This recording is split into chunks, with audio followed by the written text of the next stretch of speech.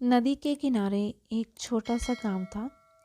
लोग अपना पेट पालने के लिए उस नदी से मछली पकड़ने का काम करते थे। रमेश नाम का एक मछुआरा सुबह जल्दी ही अपने बेटे के साथ नदी पर पहुंचा और उसने अपने बेटे से कहा, अरे बेटा पप्पू, हम आज नदी पर सबसे पहले आ गए हैं।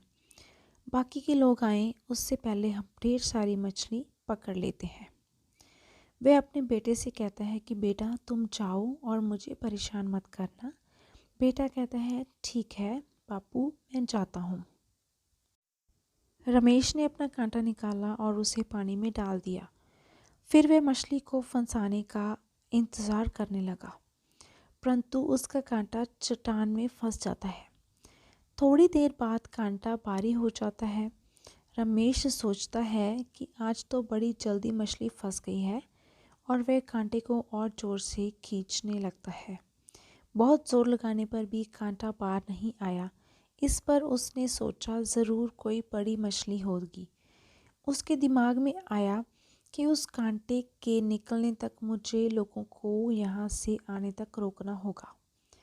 उसने अपने बेटे से कहा, जा अपनी माँ को बोल, एक बहुत बड़ी मछली हाथ आई है, वह बहुत भारी है, मुझे उसे निकालने में थोड़ी देर हो जाएगी।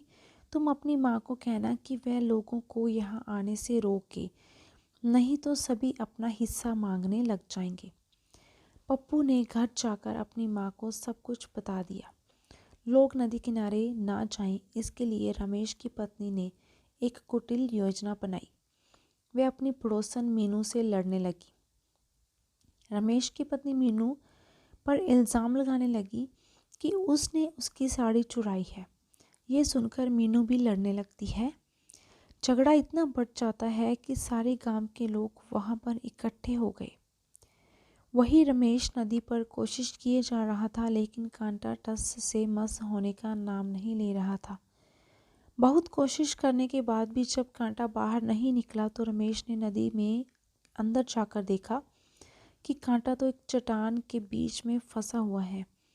कांटे को बाहर निकालने की कोशिश में उसके सिर पर चोट आ गई और वह नदी के बाहर आ गया। दूसरी तरफ सरपंच ने मीनू के घर की तलाशी लेने को कहा। मीनू के घर पर चोरी की हुई साड़ी नहीं मिली।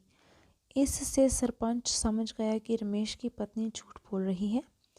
उसने रमेश की पत्नी को 1 महीने तक मीनू के घर पर काम करने की सज़ा सुनाई।